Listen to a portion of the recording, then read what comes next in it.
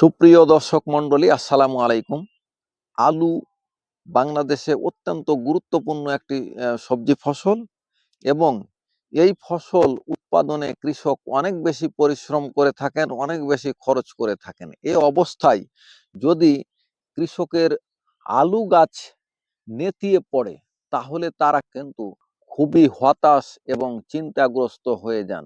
এই নেতিয়ে পড়া সেটি ছত্রাকজনিত হোক, ব্যাকটেরিয়া জনিত হোক বা নেমাটোডের আক্রমণ জনিত হোক, সেটা আমরা আসলে কিভাবে প্রতিরোধ করতে পারি। একটি কথা খুব প্রচলিত, তা কি প্রতিকারের চেয়ে প্রতিরোধী উত্তম।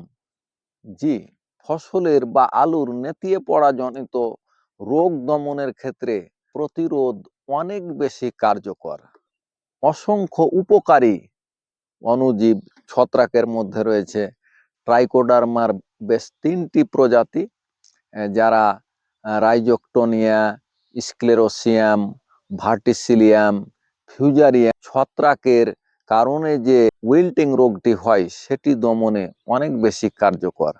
পাশাপাশি মাইকোরাইজা যদি আমরা মাটিতে বৃদ্ধি করতে পারি এবং ব্যাকটেরিয়ার মধ্যে ব্যাসিলাস, সিউডোমোনাস এই জাতীয় ব্যাকটেরিয়া যদি আমরা মাটিতে প্রয়োগ করতে পারি এবং অ্যাজোটোব্যাক্টার এগুলো মাটিতে যদি আমরা বেশি পরিমাণে রাখতে পারি তাহলে আমার মাটি শোধন হয়ে যাবে। অর্থাৎ এই ধরনের ব্যাকটেরিয়া, ছত্রাক আমাদের ক্ষতিকর বিভিন্ন নেমাটোড, পাশাপাশি ক্ষতিকর ব্যাকটেরিয়া এবং যে কয়েকটি ছত্রাকের কথা বললাম, রাইজেক্টোনিয়া, স্ক্লেরোসিয়াম, ভার্টিসিলিয়াম, ফিউজারিয়াম এবং পিথিয়াম, যেগুলোর কারণে আপনার নেতিয়ে পড়া রোগ এবং অনেক ক্ষেত্রে ড্যাম্পিং অফ হয়ে থাকে, সেই রোগগুলো থেকে আমরা সহজেই আমাদের আলু ফসলকে বা অন্যান্য ফসলকে মুক্ত করতে পারি। আরও একটি খুব কার্যকর উপায় রয়েছে, সেটি হলো আমাদের ব্যবহৃত বীজ অবশ্যই যে জমি থেকে সংগ্রহ করা হবে সেটি নেতিয়ে পড়া রোগ বা অন্যান্য ছত্রাক বা ব্যাকটেরিয়া জনিত রোগ মুক্ত হতে হবে। পাশাপাশি আমরা এই আলু বীজ জমিতে রোপণের পূর্বে অবশ্যই বীজ শোধন করে নেব। সেক্ষেত্রে আমরা ট্রাইকোডার্মা সহ বেশ কিছু বায়ো এজেন্ট ব্যবহার করতে পারি, কিন্তু আমি আপনাদের পরামর্শ দিচ্ছি, যেহেতু বায়ো এজেন্টগুলো আমরা মূলত ব্যবহার করব মাটি শোধনের ক্ষেত্রে এবং এদের উত্তরোত্তর সংখ্যা বৃদ্ধির জন্য আমরা পরিমিত পরিমাণে জৈব সার প্রয়োগ করব, সেই কারণে আমরা বীজ শোধনের জন্য অবশ্যই একটি রাসায়নিক ছত্রাকনাশক প্রয়োগ করব। সেক্ষেত্রে যেগুলো কার্যকর হতে পারে কার্বেন্ডাজিম গ্রুপের ছত্রাকনাশক অথবা কার্বেন্ডাজিম প্লাস মেনকোজেব গ্রুপের ছত্রাকনাশক দিয়ে আমরা বীজ শোধন করতে পারি, অথবা থিরাম দিয়ে আমরা বীজ শোধন করতে পারি, অথবা পাইরাক্লোস্ট্রবিন অথবা অ্যাজোক্সিস্ট্রবিন গ্রুপের ছত্রাকনাশক দিয়ে আমরা অবশ্যই বীজ শোধন করে নেব। সেক্ষেত্রে আমরা মাত্রা অনুযায়ী প্রয়োগ করব এবং আমাদের বীজ আলু সেটি 15 থেকে 20 মিনিট ছত্রাকনাশক মিশানো পানিতে চুবিয়ে রাখবো এবং পরবর্তীতে আধা ঘন্টা থেকে 60 মিনিট আমরা ছায়ায় শুকিয়ে নেওয়ার পর জমিতে লাগাবো।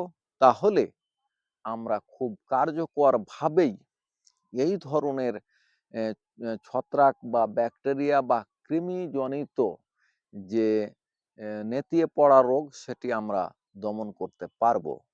এই যে আমি বায়ো এজেন্ট বা উপকারী অণুজীব প্রয়োগের মাধ্যমে মাটি শোধন বললাম, এগুলোর মাধ্যমে আমরা আরো উপকার পাব।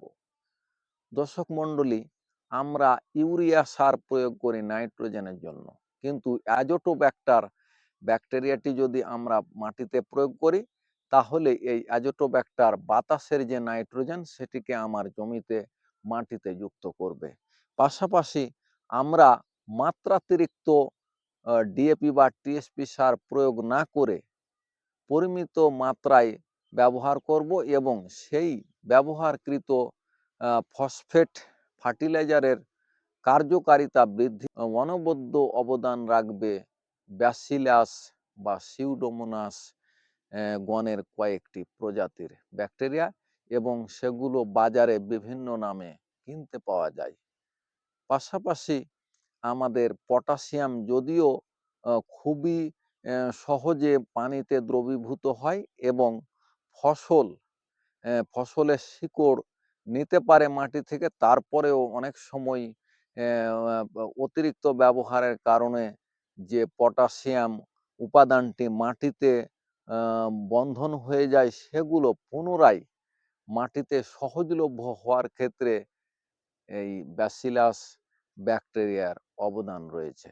সুপ্রিয় দর্শক মণ্ডলী, যদি আমরা সঠিক বিষয়টি জানতে পারি এবং যারা এ বিষয়ে জানেন, টেকনিক্যাল এক্সপার্ট, তাদের পরামর্শ মোতাবেক আমরা কৃষিকাজ করি, তাহলে সহজেই আমরা মাটির স্বাস্থ্য সুরক্ষা করতে পারবো, মাটিকে আমরা বাঁচাতে পারবো, আমাদের কৃষিকে বাঁচাতে পারবো, আমাদের উৎপাদন খরচ কমাতে পারবো